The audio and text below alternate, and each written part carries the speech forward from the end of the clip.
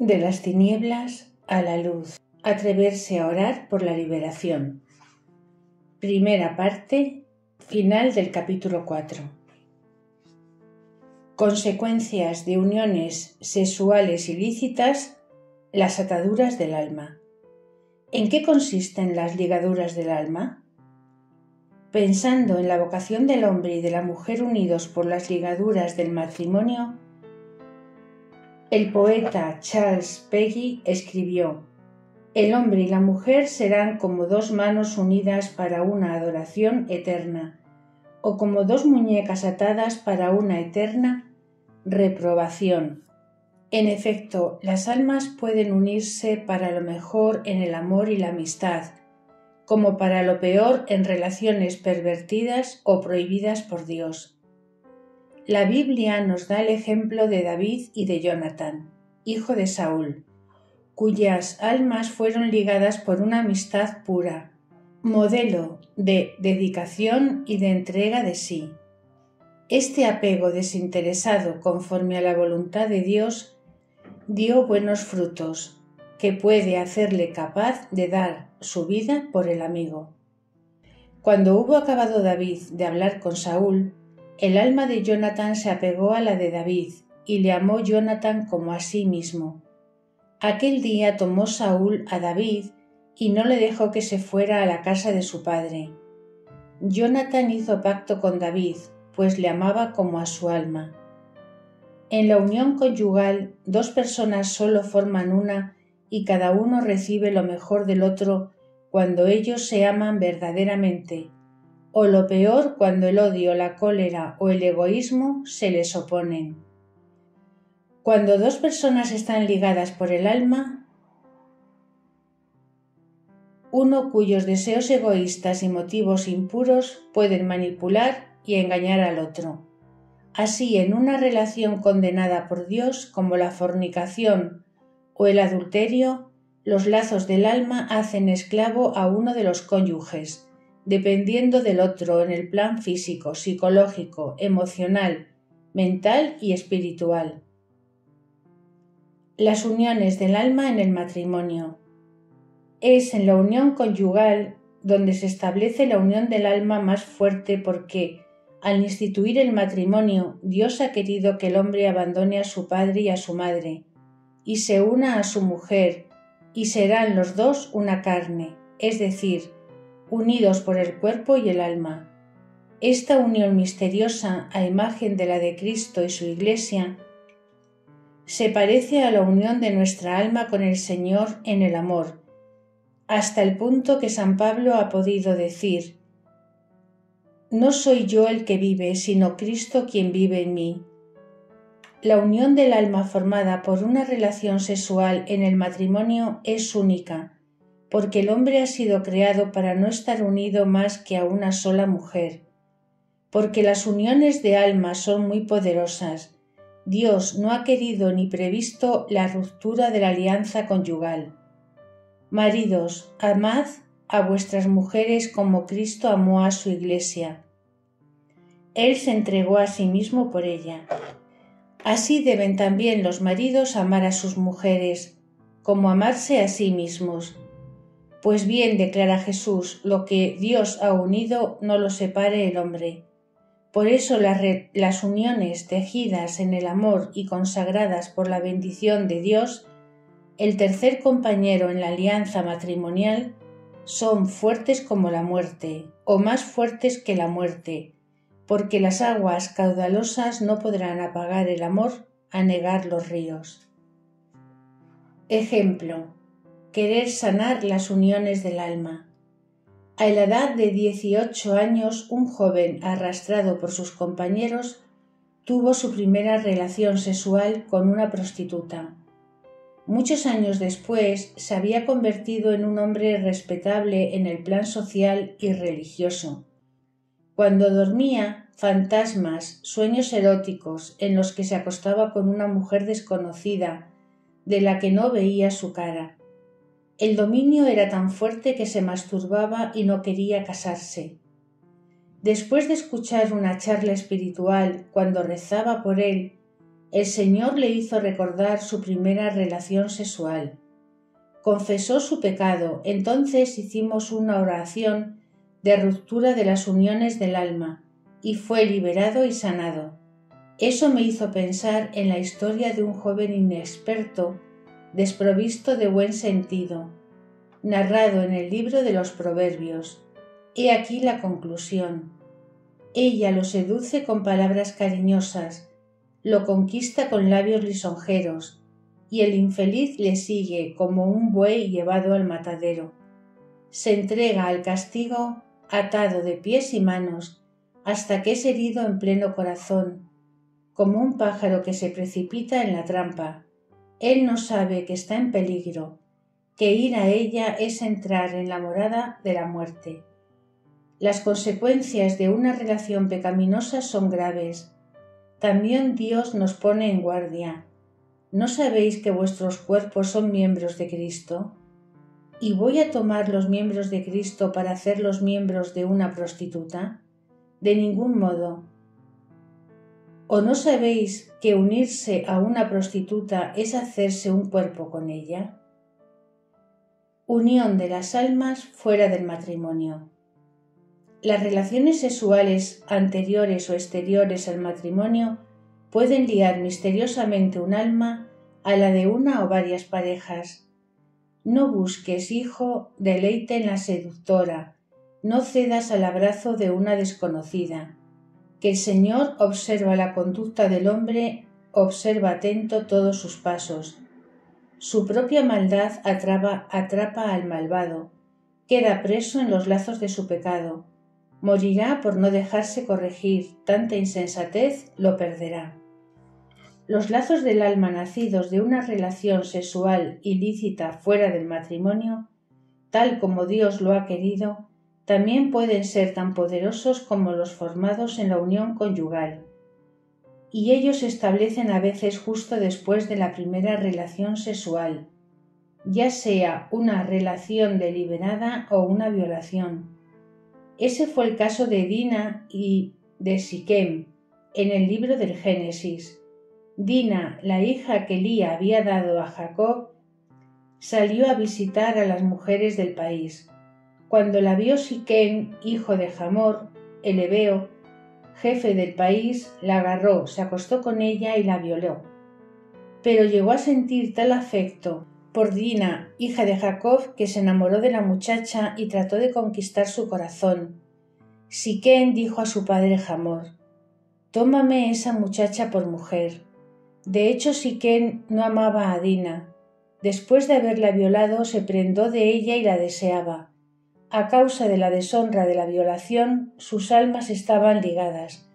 El segundo libro de Samuel cuenta el caso de Amón, hijo de David, que ultrajó a su hermana Tamar, atormentado por el espíritu de fornicación hasta el punto de enfermar. Amón usó engaños para atraer a Tamar a su casa. Cuando quiso acostarse con ella se indigna y se niega, aconsejándole que vaya a pedirle el matrimonio a David para que todo salga con honor. Pero Amón la dominó y se acostó violentamente con ella. Una vez que cometió la infamia, el mal lazo que lo ataba se convirtió en un odio feroz. Llegó a odiarla mucho. El odio que le tenía superaba el amor que le había tenido, y la echó de su casa, haciendo que su servidor la echara fuera. Las relaciones sexuales tejen en el alma lazos complejos muy difíciles de romper. Una aventura pasajera puede conducir a relaciones duraderas con consecuencias desastrosas como el dominio tiránico de uno de la pareja por el otro. Así el hombre puede humillar, maltratar a la mujer sin que ella pueda o no quiera alejarse de su dominio. No importa lo que intente para separarse de él. Ella se siente forzada a volver con este hombre que se aprovecha de ella sexualmente y no le tiene ninguna consideración. O bien un hombre atado por el alma a una mujer voluble, comprometiéndose, se someterá impotente a sus caprichos al declarar que la tiene bajo su piel.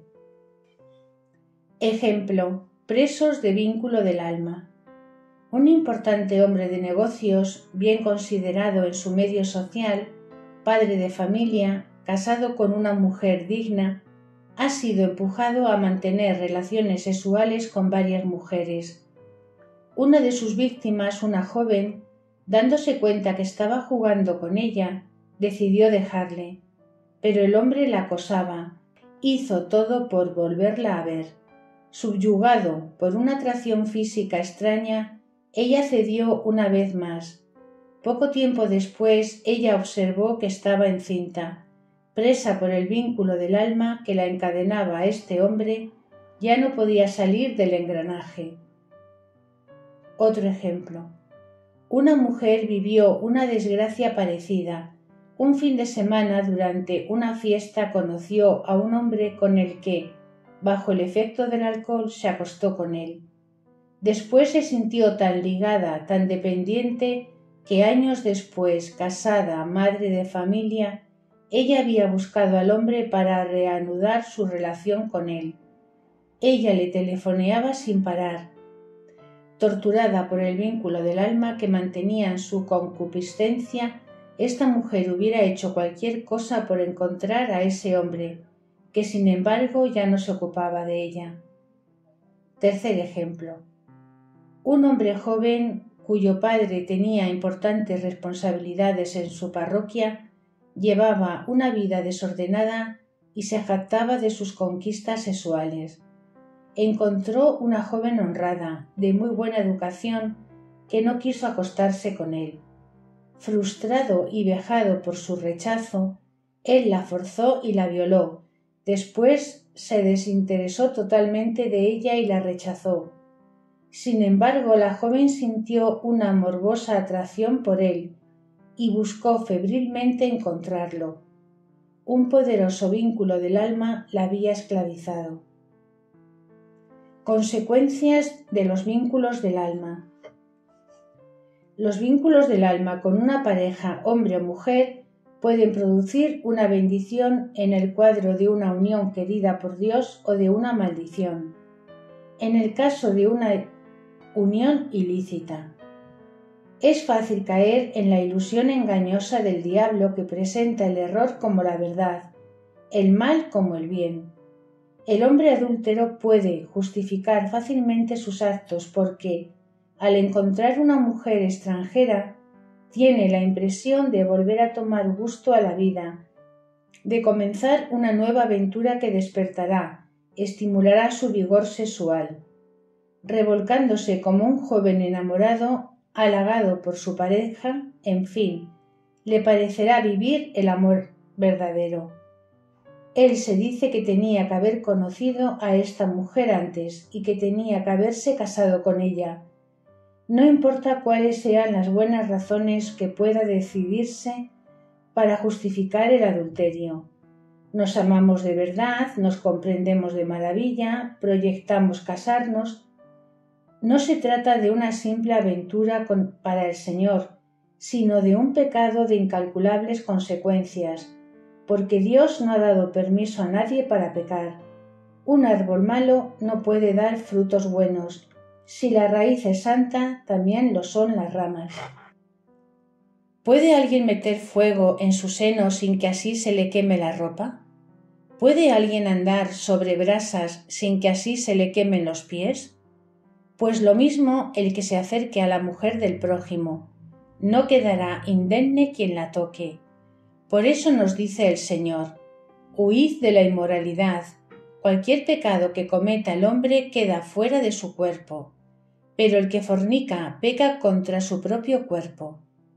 Los seres volubles con el alma compartida no pueden encontrar satisfacción sexual en el matrimonio.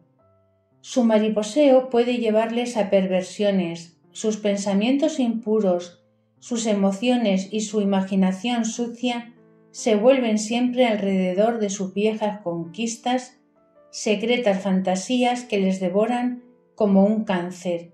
Atados por múltiples lazos, les es difícil liberarse.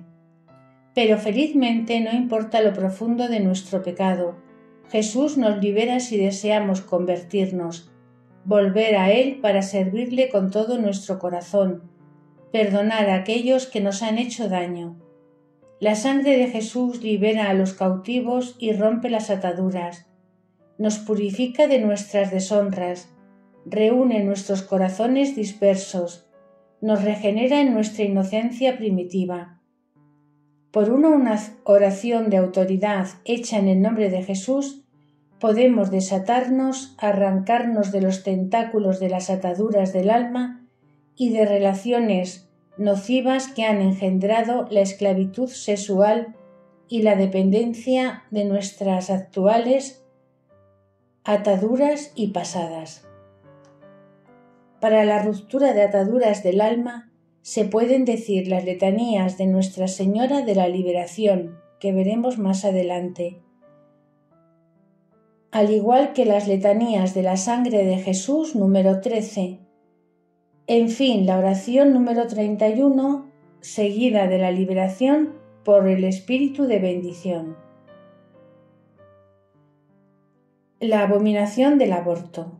Palabra de Dios. Tus ojos veían mi ser aún informe. Todos mis días estaban escritos en tu libro, estaban calculados antes que llegara el primero. Antes de formarte en el vientre te elegí, antes de que salieras del seno materno te consagré, te constituí profeta de las naciones. Maldito quien se deje sobornar para quitar la vida a un inocente. La opresión y la injusticia al encuentro de los débiles sin defensa son muy graves a los ojos de Dios. O el bebé en el seno de su madre no tiene ningún recurso si sus propios padres no le protegen. Es verdaderamente extraño hoy en día que mucha gente que luchan contra las injusticias sociales y raciales defienden la causa de los minusválidos, de las poblaciones amenazadas de genocidio, excusen, justifiquen y animen la práctica del aborto.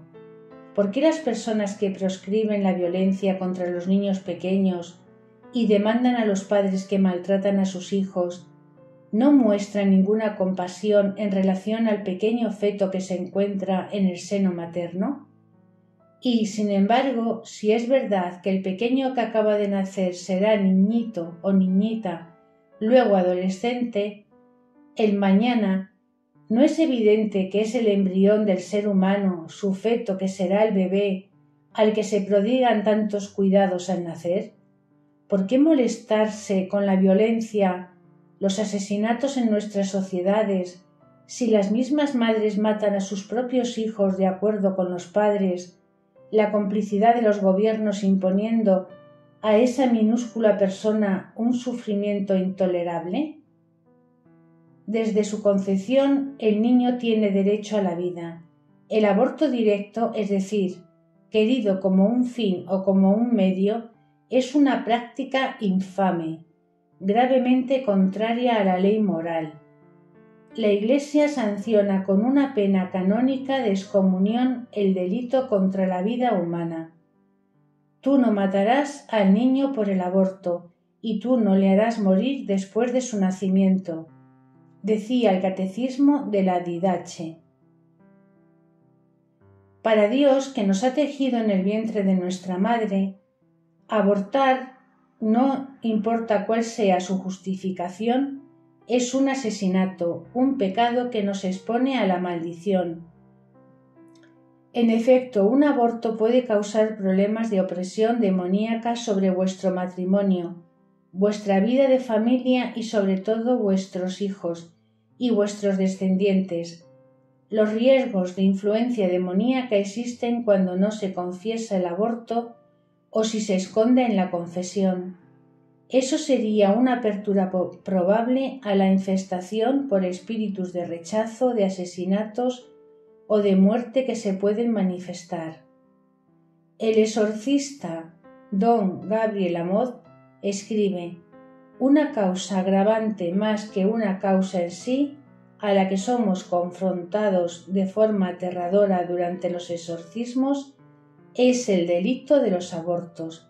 La liberación demanda un tiempo mucho más largo.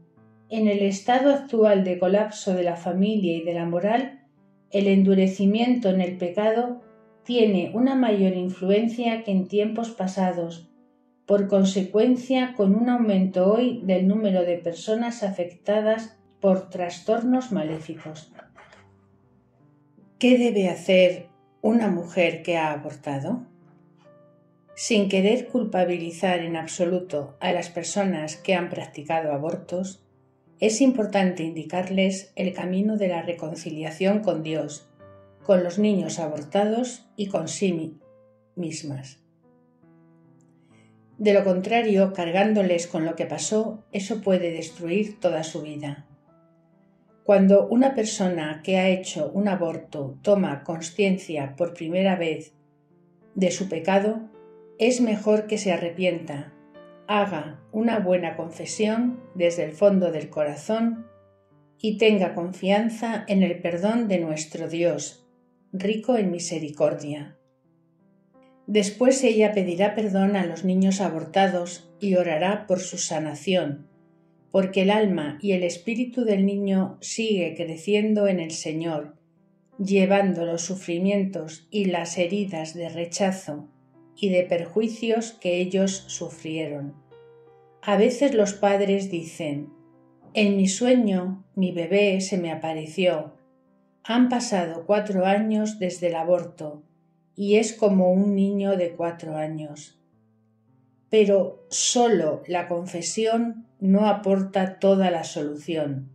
También debe arrepentirse, es decir, reparar el daño que ha hecho y seguir un camino de sanación interior. Cada bebé es un don de Dios que recibimos cuando nos quedamos embarazadas, pero al abortar rechazamos ese don. Ese pecado es muy grave porque al cometerlo rechazamos el mayor don de Dios. En las Escrituras, la fecundidad se presenta como algo precioso que festejamos y no como una enfermedad que hay que evitar por todos los medios. Dios da la vida como una bendición. Toda vida humana, desde el momento de la concepción hasta la muerte, es sagrada, porque la persona humana ha sido creada por sí misma a imagen y semblanza de Dios viviente y santo. Dios nos ha hecho ese don, os ha confiado ese pequeño ser en formación para que se lo devolváis en el momento del bautismo, para que se convierta en hijo de Dios, y lo has rechazado. Ahora que vuelves a Dios para resolver la controversia, puedes y debes acoger ese don, más allá del perdón que Dios te concede. Es un proceso de conversión de vuelta del hijo pródigo que ha cambiado de opinión y de intención. En resumen, estas son las medidas que se deben tomar. Primero, confesar su pecado, pedir perdón a Dios por haber rechazado el don del Hijo y arrepentirse para reparar. Segundo, darle un nombre al niño. Tercero, pedirle perdón por las heridas de rechazo o por no haberle dado una sepultura decente. Cuarto, orar por su sanación y por vuestra sanación interior. Declararle vuestro amor, vuestro deseo de Dios de acogerle, de darle la vida. Y quinto, pedir una misa y asistir para agradecer a Dios por este hijo. Y devuélvelo libremente con, por ejemplo, la siguiente oración. Oración. La vida de todo ser humano está entre tus manos, Señor Jesús. Y tú has dicho: el que acoge a un niño como este en mi nombre, me acoge a mí. Ahora acepto al niño que me has dado, lo acojo en tu amor y declaro que le amo como tú le amas. Le recibo de ti como un gran regalo en mi seno, para que crezca mes tras mes hasta su nacimiento. Deseo darle la vida para que sea feliz. Este niño bien amado te lo doy de todo corazón. Se lo doy a tu madre, a mi madre, a su madre, la Virgen María, de pie ante la cruz, para que ella le ponga dentro de tu costado herido y abierto, en tu corazón sagrado, oh Jesús. Señor misericordioso, sáname y libera mi espíritu totalmente de todo recuerdo doloroso y de todo trauma. Y sana, por favor, a mi hijo de todas sus heridas de rechazo y de la influencia de todo espíritu de muerte en él.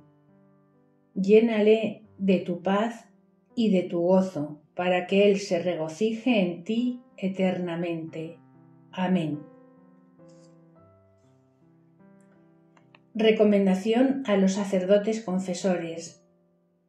El padre Halter recomienda a los sacerdotes a los que una mujer ha confesado un pecado de aborto de tener cuidado, porque si, después de la confesión y de la absolución, el Señor perdona el pecado, es prudente e importante de romper el dominio del espíritu de muerte o de suicidio que puede pesar sobre esta persona.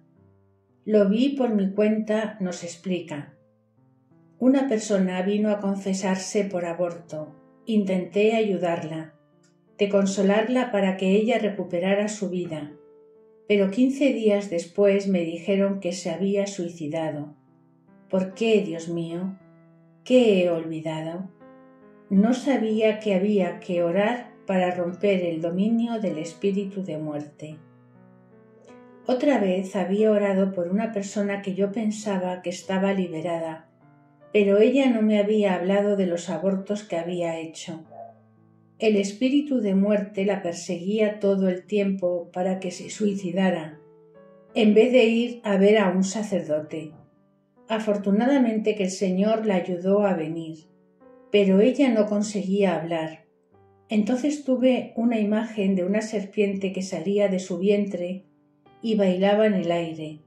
Le pregunté, ¿me has hablado de los abortos que te has hecho? Me contestó, no, he tenido miedo. Entonces la confesé y la liberé del espíritu de muerte, y fue totalmente liberada. Un ejemplo, los llantos del bebé. Una mujer farmacéutica que había sufrido una operación se quedó embarazada. Temiendo que el hijo no fuera normal, abortó. Después tuvo 3 niños. 10 años después ella confesó a un sacerdote su pecado. La noche después ella oía llorar a un bebé. Eso continuó durante 3 días. Ella fue a ver si eran sus hijos los que lloraban, pero no. Dormían plácidamente. Su madre, que vivía con ella, también oyó el llanto y le preguntó quién había llorado. Supo entonces que no era un juego de su imaginación y que ella había oído realmente el llanto de bebé. Ella habló con el sacerdote, que le recomendó que encargara una misa por el bebé abortado y de bautizarlo. A menudo ella tuvo la idea que su bebé, consciente de lo que había hecho, vio que amaba a sus otros hijos, pero que ella no había querido que él naciera. La mujer se puso a llorar y pidió perdón a su bebé abortado, prometiendo orar por él y amarle. Le habló durante 2 horas aproximadamente. Al final oyó un grito. Jesús le dijo, «Ya basta». Después de eso nunca más oyó el llanto del bebé. Después, una vez que ella oró y pensó en ese bebé, sintió que estaba presente y que le dijo, «Madre». Este ejemplo es del padre Rufus Pereira. Liturgia de los muertos por la sanación de los vivos. Para las mujeres que han abortado, las que han tenido abortos espontáneos o embarazos extrauterinos o perdido un hijo antes de bautizarlo, se puede organizar una liturgia pascual por la sanación interior, pidiendo a las mujeres de nombrar a sus hijos, de darles un nombre, porque la mayoría del tiempo no lo han hecho, para formar una conexión personal con su hijo.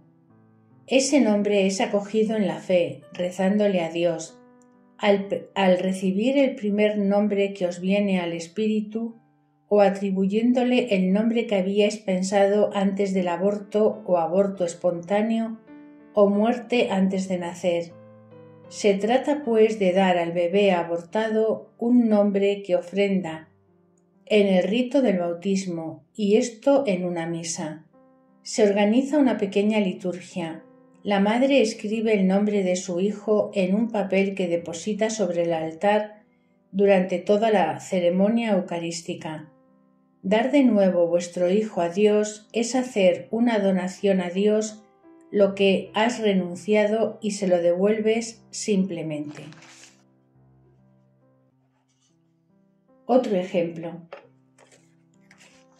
La opinión de un pionero del Ministerio de Sanación del Árbol Genealógico.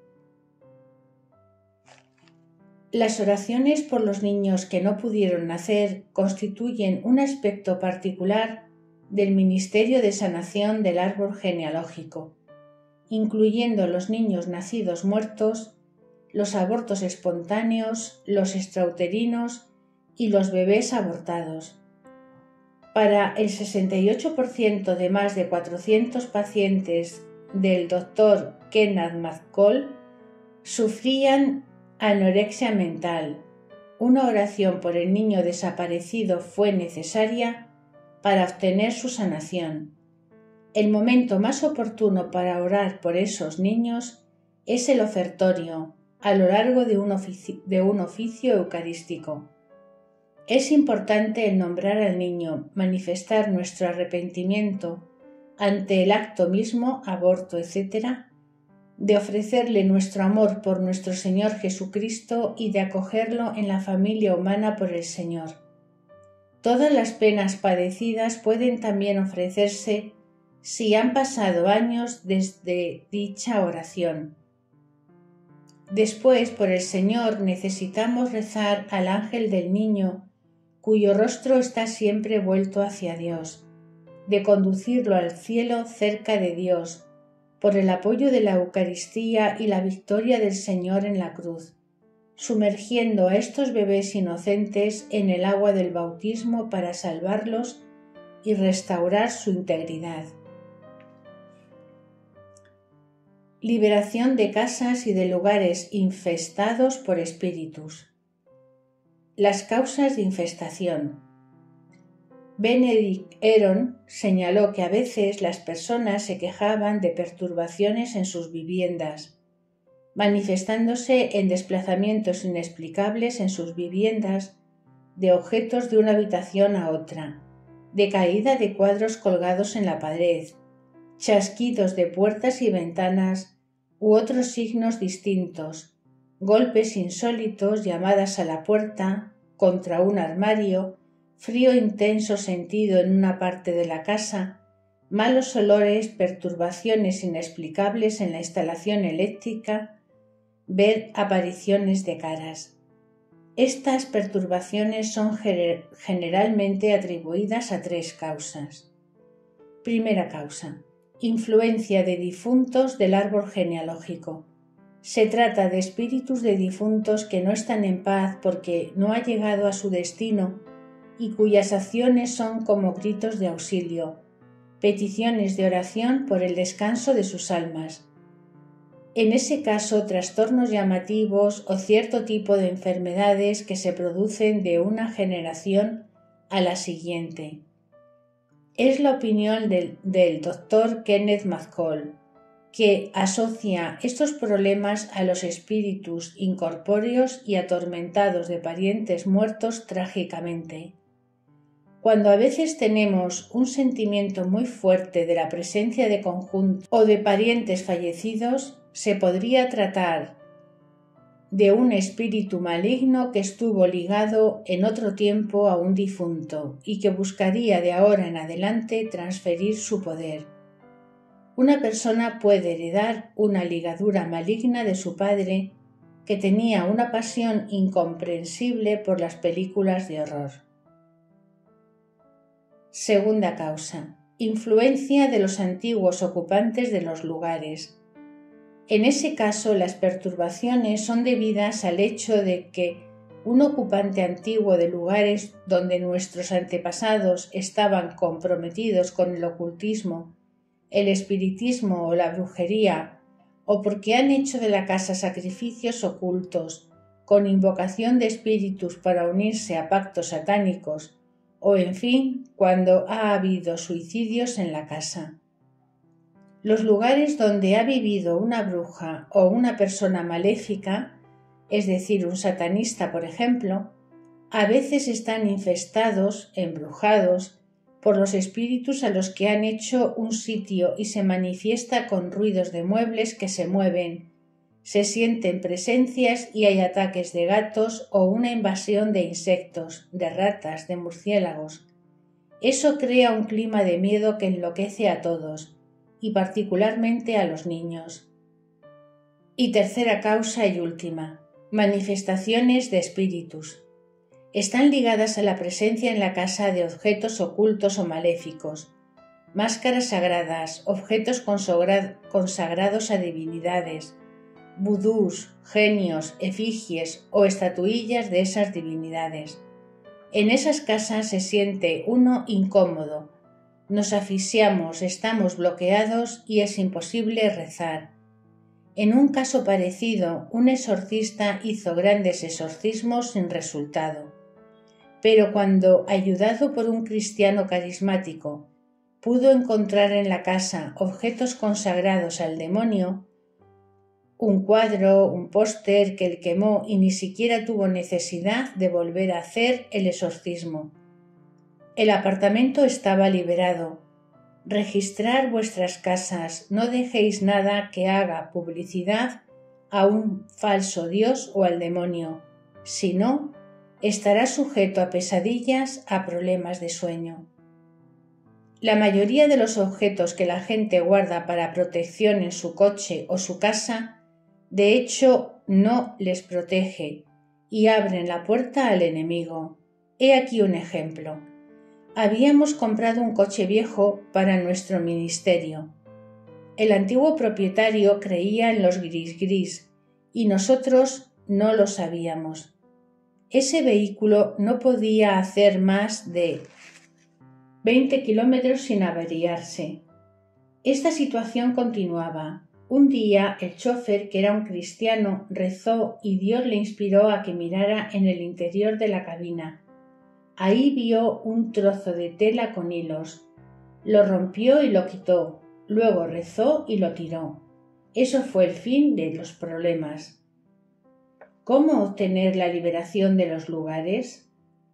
Benedict Heron, en el caso de efectos de antiguos ocupantes o de antepasados, ha hecho celebrar una misa por el descanso de las almas de los difuntos y de todos aquellos que tuvieran alguna atadura con el edificio y que no estaba en la paz del Señor, seguido de una aspersión de agua bendita y de una oración de autoridad para echarle de todas las habitaciones los espíritus malignos y las fuerzas maléficas que pudieran estar presentes, pidiendo a Jesús que llenara el lugar de su presencia sanadora. Si los problemas están ligados a los espíritus de los padres fallecidos, se les confía a la gracia de Dios en el nombre de Jesucristo y de su obra en la cruz. Para eso se celebra una Eucaristía de reconciliación en el curso de la cual se coloca el árbol genealógico de la persona sobre el altar. En ciertos casos, una liberación visible se produce. Si se trata más bien de una opresión de un espíritu maligno sobre el lugar o sobre las personas que lo habitan, se puede obtener la misma liberación. Pero es necesario confesar a un sacerdote el pecado presente y de arrepentirse ante el Señor del pecado pasado, o eventualmente de librarse de los objetos de la casa sospechosos, que se encontraban en ella antes de la oración de liberación. A pesar de eso, se pueden obtener resultados también eficaces pidiendo en la oración en el nombre de Jesús que la persona sea liberada de la presencia del espíritu asociada al difunto.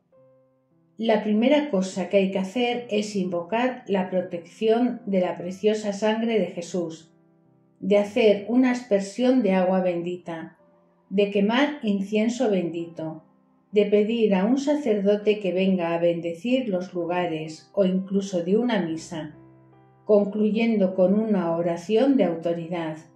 Se puede añadir ayunar a esa petición.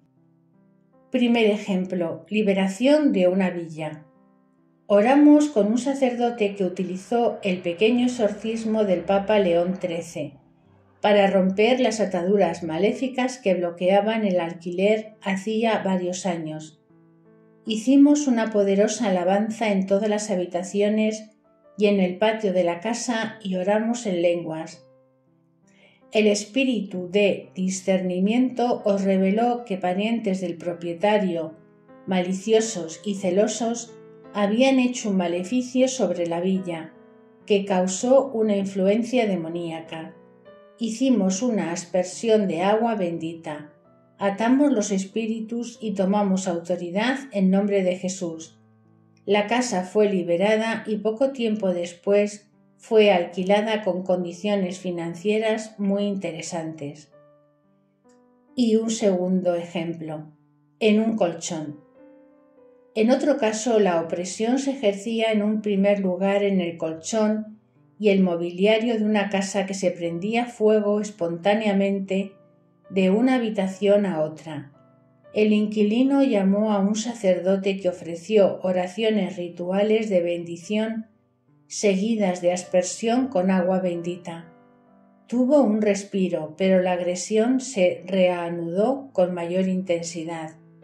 Eso duró 3 meses antes de que indicáramos cómo también era necesario perdonar a la persona que lanzó el maleficio contra el inquilino, alabar al Señor y tomar autoridad en el nombre de Jesús, para que todo quedara en orden. Oraciones. Oraciones para proteger una casa y tomar autoridad sobre los espíritus malignos. Cuando el discernimiento en la oración muestra que el caso de infestación señala la necesidad del poder de un sacerdote o de un exorcista, no se enfrente, recurra al ministerio sacerdotal.